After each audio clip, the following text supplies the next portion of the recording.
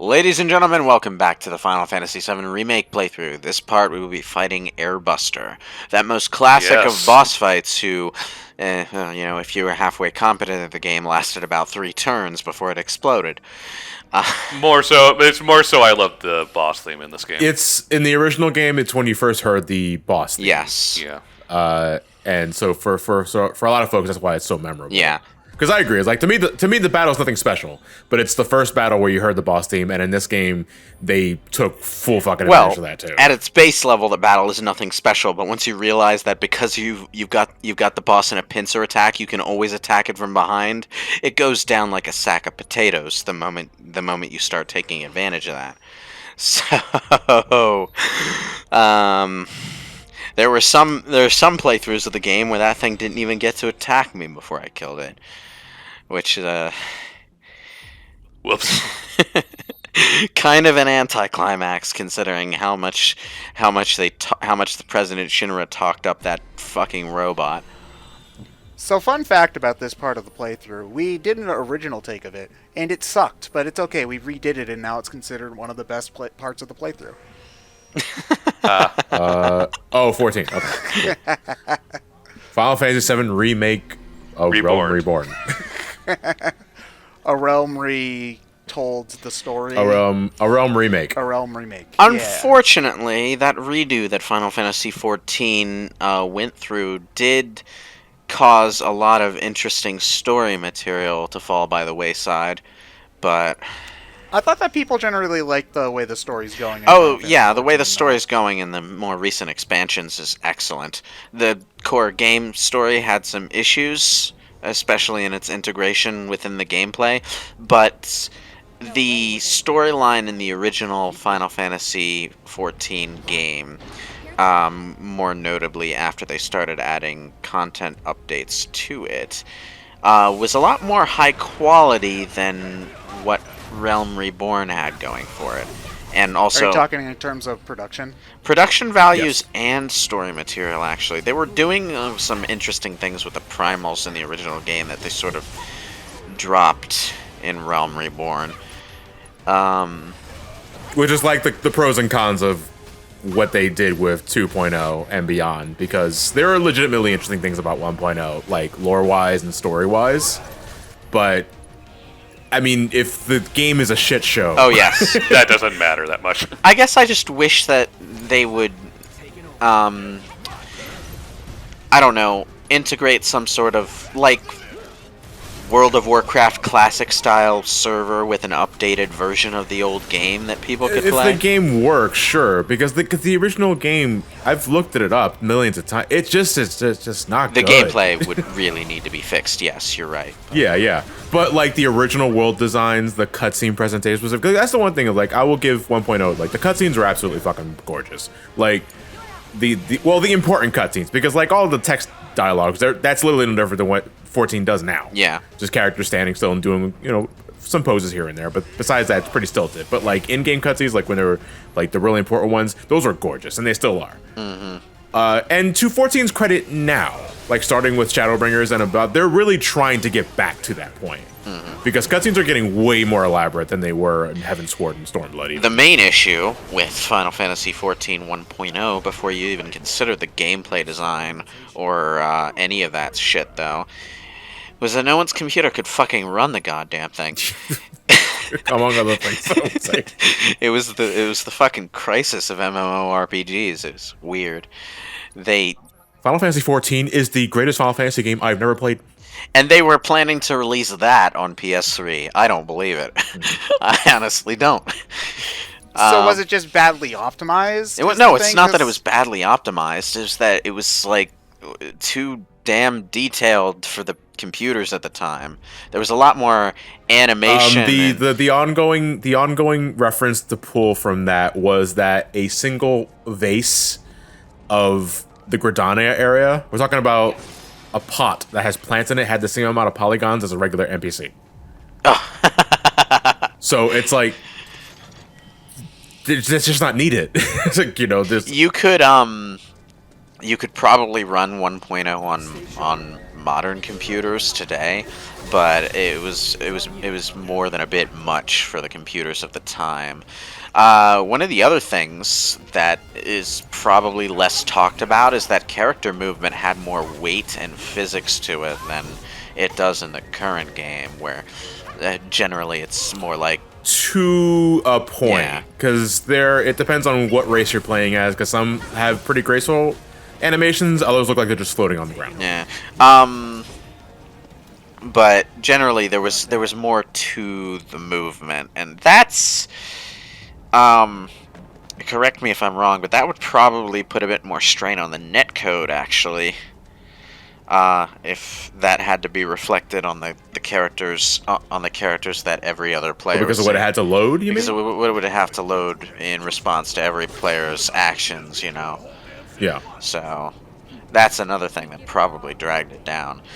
Um, Having said that, you know, I have played Final Fantasy XI, so I understand what the original Final Fantasy XIV was going for. And I kind of wish they hadn't completely abandoned what they were going for. But, Well, you Final know, Fantasy XI was still getting new content up until like a couple of years ago. So I guess the idea they had was that, okay, if people want that experience, they'll still play 11. well, I mean, and if they want it's the new it's thing, they'll still get 14. it's still being actively updated. It's just not getting any major story expansions anymore. Yeah, the story's done. Yeah. Yeah, but basically. like they were still giving it story and content updates up through like the mid 2010s, if I remember correctly. Yeah. Yeah, And that's true. that's a really long time frame because that Final Fantasy Yeah, yeah. 11 came out like what 2005. 2003. Whoa. And that's not even super wild because the original EverQuest is still getting expansions to this day, and that's just about the same age as Final Fantasy XI. So, you know, I mean, I guess World of Warcraft as well. They never Oh, made. I'm sorry. World- Final Fantasy 11 was 2002. well, 2002. Jesus Christ. World of Warcraft, yeah, but World of Warcraft also changed drastically over the years, so it's not. I'm sure that Final Fantasy which is 11. why the entire reason. No, why they made Final classic. Fantasy XI is pretty much the same game it always was. Oh wow, really? but World of Warcraft has had graphics updates. They've completely changed the way the gameplay works. They've completely removed things like trainers from the game, so if you're playing through the early areas, you'll just find these random NPCs that stand around serving no purpose. They used to be where you got your skills from, but now that just happens automatically, so those guys are just sitting there collecting dust, just hanging around. But it's a significantly different game than what it used to be, which is why World of Warcraft Classic was such an anticipated release, because people who were fans of the original World of Warcraft really wanted to go back to that style of play and that pace and that exploration of the world, and they couldn't. Yeah, Go ahead. What were you gonna say? I was just gonna say, like, I'm just surprised they never made World of Warcraft 2. You know, like if they were gonna make that many change. Tifa, what the hell is this? What is with this? No, it's this minigame is really fiddly. It is. It's a reference to the Switch thing from the original game. Everyone had to press the 3 buttons at the same time. Yeah. It's It reminds me of trying to swipe the card in Among Us. the first one isn't too bad, but there's a second one directly behind it to get into the treasure vault. What you want? And the second one is a pain in the fucking ass. So, yeah, we're gonna be here for a bit. Oh boy. What's the catch? So anyway, 14's amazing. You should play it.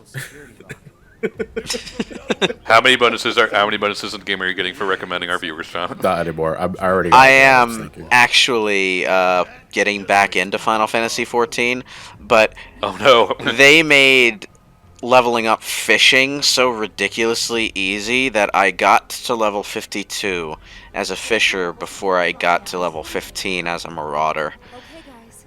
Like You know what you have to do. like shilling aside, Shadowbringers is legit one of the best stories I ever experienced in a Final Fantasy. I'm looking forward to getting to it. Last time I played Final Fantasy XIV, though, I only got like halfway through Yeah. Heavensward, so I've got a ways to go. That was great, you guys. Uh, Let's keep it up.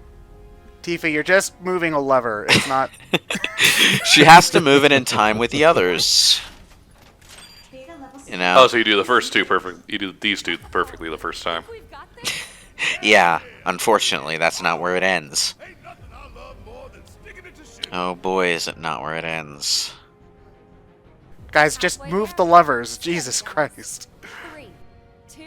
The irritating thing about this Fuck! is that I don't think Tifa's animation is necessarily synced with the timing of your button press.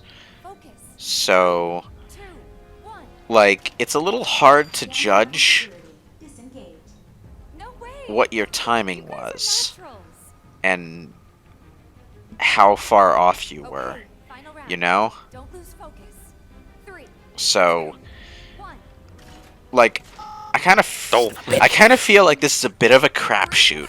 Like in Final Fantasy VII Original Vanilla, We got when you were doing the press the buttons at the same time minigame, you could at least see the difference between Cloud's movement and the movement of the other two characters, right? So you got immediate visual feedback letting you know, hey, you did this a little too slow, or hey, you moved a bit too early, that kind of thing. But here, it's like the only feedback you get is the screen telling you which button you didn't time correctly. It doesn't really tell you how you timed it incorrectly, so it's a little irritating in that way. soul into those countdowns. You were just moving levers, guys. Jesus Christ. You're acting like you Cloud's did. being supportive. You don't know look. you don't know the horror, Ted. Listen, I don't go, good job, John. You really did great flushing the toilet. Aw, man, John. Yeah, you Yeah, washed man, your imagine if I hands. didn't. Hey, I'd like. Everybody be Hey, Ted, I'd like some praise for my countdown starting all of our recordings. Ryan, you did a great job counting us down. What, into a the recording toilet? today. Thank you. I work hard on those. A toilet with a timing-based flushing puzzle? Is this one of those space-age toilets they have in Japanese public restrooms or something? Yes, but the upside is it never clogs, so it's worth it. Okay. Yeah. Also, you only get like Final Fantasy VII re-gotcha. you have to do the puzzle another 6 more times, and then you might get the dropped You get the 5 Kate star, Sith yeah. plastic figure coming out 5-star of there. Airbuster. You know what I love? Japanese titles that use the re prefix for things so that they make their subtitles look like email subjects. More or less when they put an X in it and expect you to say it as cross. It's not Project Cross Zone, it's Project X That Zone. it's a If they wanted reasonable expectation of the European English anyway. if you wanted me to say it as cross, you'd write the word cross. Or I'm just- just expect you to be British. What is the origin behind crossed as angry in Europe? I don't know. Like, I guess when you cross your arms, maybe? Oh, yeah, I'd say we put it that way. It makes sense. Eh. I'm pretty cross. You say Well, pretty extra another saying is that you crossed someone when you've gotten on their bad side. Oh, okay. I guess. Let's take your word for it. I mean, I guess that's why it's Xmas for Christmas, only it would be Crossmas. Crossmas. Yeah, I keep telling people they're not censoring it. It's just an abbreviation. God damn it. Yeah, we're not allowed to say the Jesus word. It's also not really censoring when like 95% of what happens on Christmas is just blatantly stolen from paganism. Yeah, pretty much. Don't say that out loud. People, Too it's late. just shorthand because people are lazy when they jot stuff on videotapes. You know. Yeah. Personally, I never saw the appeal of Xmas. I always just broke Christmas. Oh, well, you see, that's just because you have an anti-mutant attitude, John, and you need to Oh, okay. open up your mind to the Xmas. Look, you're supposed to read it as Christmas, even if it doesn't actually spell out that way. So. What kind of fucking political speech is that? Take the X out of Xmas and the X out of the mutant. Like, You see, Santa underneath the hat is bald, and then he rides around on his sleigh like the wheelchair, and that's why Rudolph joined the sleigh riding team, because he's the first mutant member of the reindeer men. Santa Xavier Santa Xavier. and his 8 tiny X-Men. Yeah. Rudolph now has like a little visor over his nose so that it can shoot the laser. The laser beams. And the elves are all the X-Men with lame powers, but they want to feel part of the team. Yeah, pretty So they much. do all the support missions. All right, here we are. It's time to fight Airbuster. Yay! This is a really long boss fight, even if you know what you're doing. So, Yeah, this is this battle could be 13 bad if you don't have a grasp on the mechanics at this point in time. oh yeah. Well, I mean, it's not that bad, but yeesh. I'm a little surprised that President Shinra is playing along with Heidegger's holographic theatrics farce. But one of the things that I appreciate about this sequence here is that they introduce the "we're blaming Avalanche's actions on Wutai" storyline. Now, Shinra and Wutai being at each other's throats was a story element from the original game that was just sort of there and never really focused on much, outside of Yuffie's little side plot where her father wants to turn Wutai into a tourist attraction because reasons. I think it's the only thing Wutai has left after the war. I think that's what it was. Yeah, they didn't really go into it much, but the Wutai War did, of course, come up in Crisis Core because part of the game takes place during that war.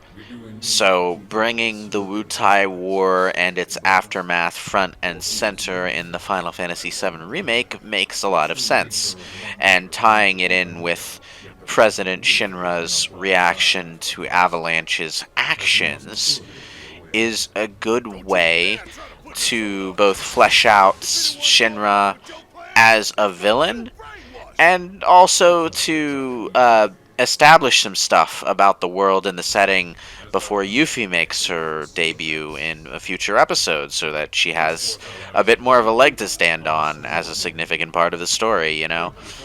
Because Wutai was kind of isolated in the original game, if I'm honest. It was off on its own little continent that you probably only visited by accident, and it never really came up anywhere except on that continent. Yeah. It was in its own little world. The detail that Shinra had in fact fought a war with them was kind of a blink and you'll miss it detail outside of Yuffie's side story. So, and it's only if you did the pagoda tower yeah. thing. So it's just interesting to see all that stuff integrated more naturally into the rest of the world. yeah, because we said it beforehand, but Yuffie and Vincent were originally supposed to be mandatory characters. They were made optional at the last thing, which means any sort of potential side story they had with them was just relegated to what was already there. Yeah, Wutai was shoved off into a corner, and you might not even run into it. Lucrezia was shoved off into a really far corner, and you probably didn't run into it. Yeah, you probably missed it. You very likely missed it. And Vincent really suffered for that, actually. He had next to no character development at all, unless you just happened to bring him to the Hojo boss. Which is so weird, yeah, because like the last thing he says before you recruit him is like, if I come with you, will I meet Hojo? I was like, oh, he's got some history with him. And then nothing happens until the end of this, too. Yeah. Well, fuck that, I guess. So, yeah, I'm looking forward to seeing what they do with Vincent's story as far as connecting it to the rest of the game. But I can already see a nice framework for Yuffie's story being more fleshed out and part of things, which I am definitely looking forward to. And hey, they also gave Don Corneo a shitload more screen time here, and he shows up in Yuffie's story, so maybe he'll be less random over there this time, too. The boss theme is so good in this game. They go so fucking hard on the boss theme for this battle. It's so good, I love it. Yeah, it is. It's a pity I can't hear it over the sound of me punching and shooting and exploding this thing. That's what YouTube compilations are for. I like how Heidegger's hologram is hovering in the background throughout the entire boss fight doing poses and shit. It's like, you got this epic boss fight against a flying robot, but just to make sure that the situation doesn't seem too grim, let's just have this goofball in the background. I mean, I don't know how much I can take the thing seriously when it looks like it's wearing a rubber safety tube around its bottom in order to not drown. Yeah, Ted, it's a vacuum cleaner. It's a Roomba. Oh, it's a Roomba, man. Yeah. Man, Shinra Roombas are great. It's a giant death Roomba. Roomba. Hey, Yeah. I'd buy that. It sucks up the trash that comes out from the slums. And then it shoots the trash with a machine gun just in case. It'll clean up your messes in every sense of Oh, the God. phrase. It'll sweep your problems off their feet. You know what's interesting though? Like, okay, in this remake, I'm pretty sure we've seen like modern smartphones, flat phones, right? Yeah. So, like, in Advent Children, they just revert to using flip phones for some reason. It goes back in style. They are making flip phones again right now. Oh, they're always making flip phones in Japan. No, I mean, like, they're making smartphone flip phones that, like, flip and have the touch screen and whatnot, and they brought back the Razer brand. You mean like the foldable glass, or Yeah, like the foldable I think it's foldable glass, yeah. Which I'm sure has all sorts of problems and isn't ready yet. I'm conflicted because I love flip phones. Call me it's the millennial in me speaking. Wait, did they bring in the fake Latin choir for the boss theme? Yeah. Yeah. Oh, god damn it. Every boss battle like theme in this game has a progression. Okay. Yeah, so the more HP you take, the more like Instruments are grandiose the music becomes. Yeah. Okay, it's just when I'm thinking about Final Fantasy VII specifically, I only associate the fake Latin choir with One Winged Angel, so it's weird Yeah. hearing it anywhere else. Well, that's because all really of the music in that game was done with the PS1 sound card. So yeah, that's true, but even just then, the general style was much more electronic and rock focused, and the only thing that even really had that kind of classical sound where the fake Latin choir would work, in terms of boss fights, I should say, like in terms of battle music, because I'm sure that there are some like area tracks that I'm forgetting. But like One Winged Angel, part of why it was so effective was that it was such a stark difference from all the other battle themes in the game, where they're all very electronic and rock oriented, and then there's now suddenly it's I'll like say, you play 14 for so long when you see an attack literally called Tank Buster. My first train of thought was just to switch to Barret and apply Steel Skin to everybody. I don't actually use Barrett's tanking abilities much in this game, believe it or not. I guess I'm just naturally inclined to focus on offense rather than defense. So I tend to...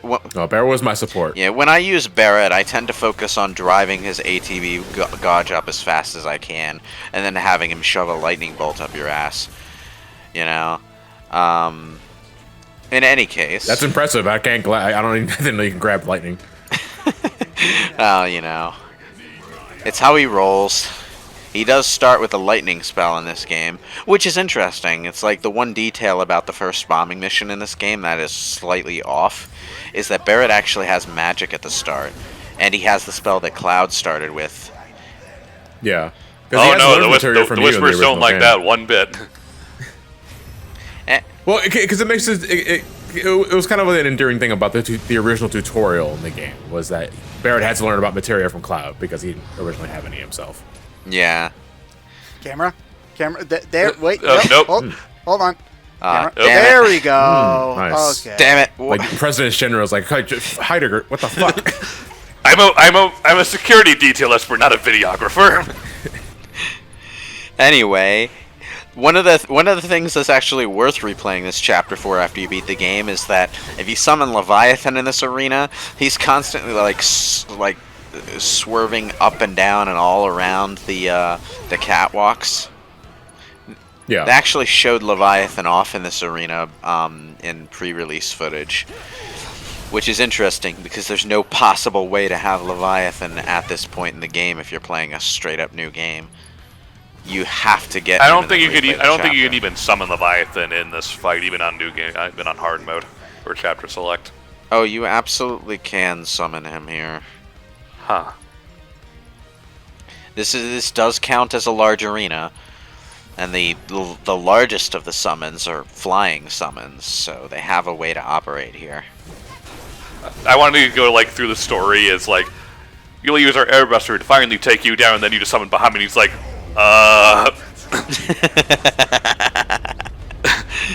You know, listening to the music right now really makes me disappointed at Smash Brothers for Yeah. not giving crap.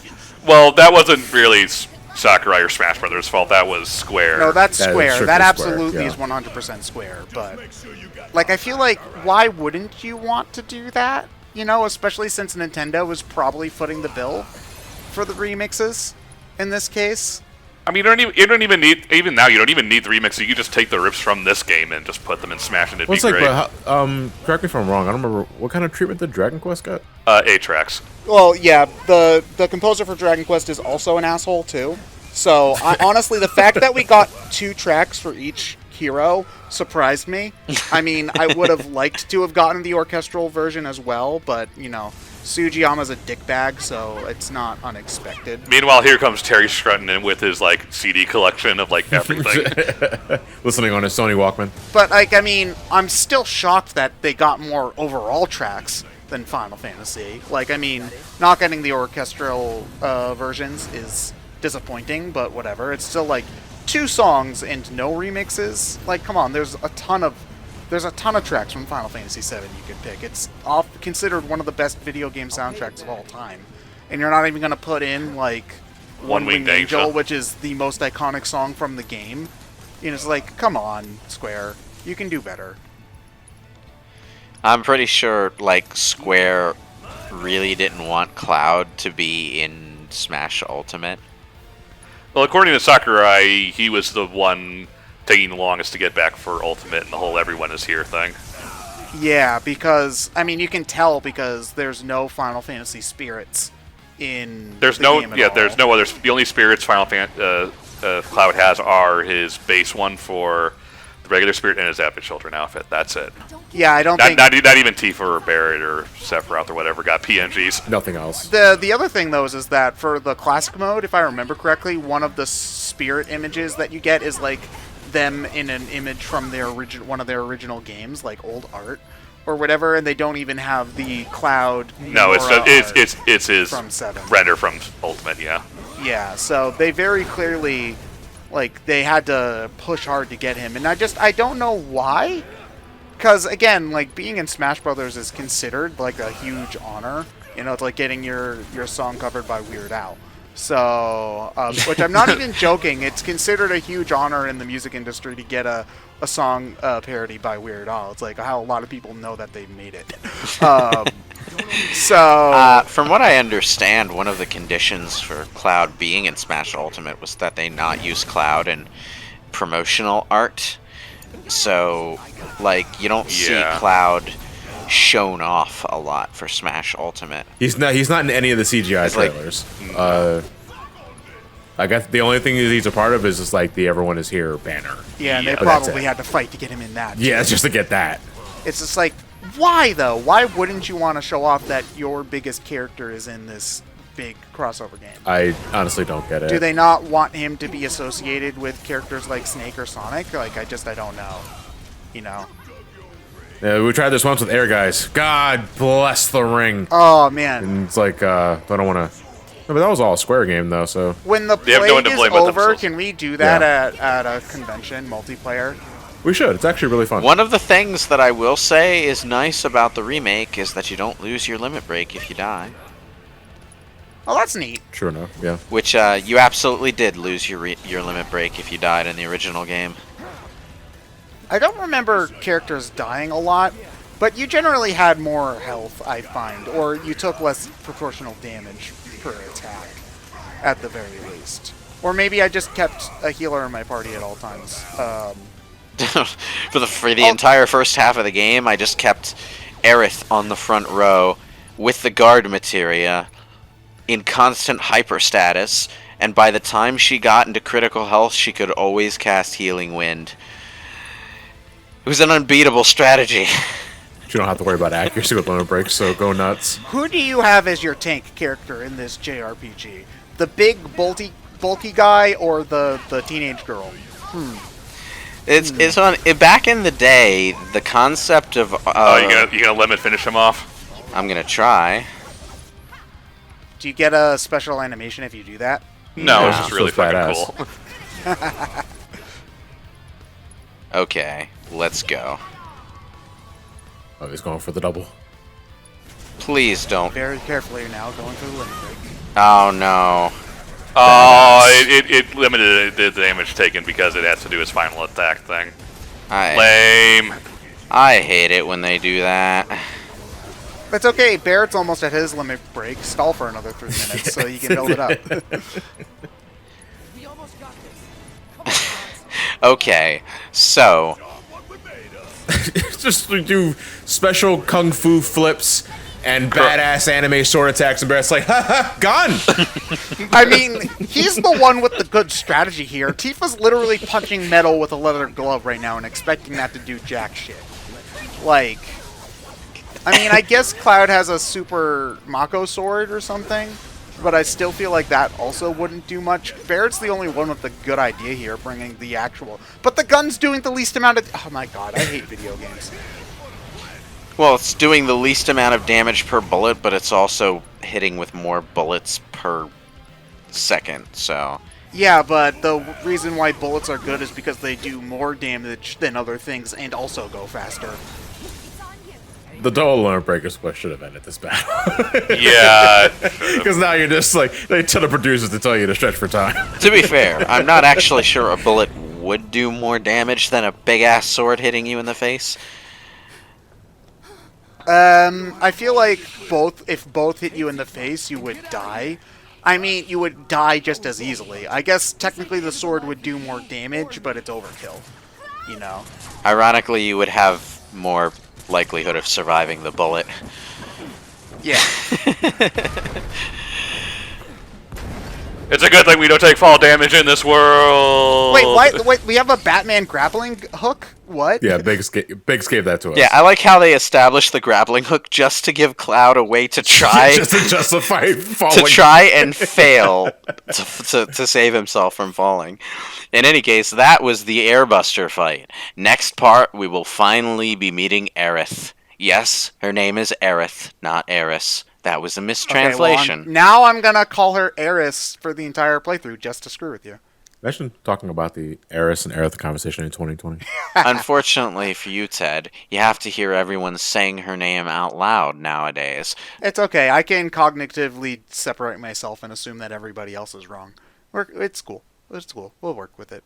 That's fair.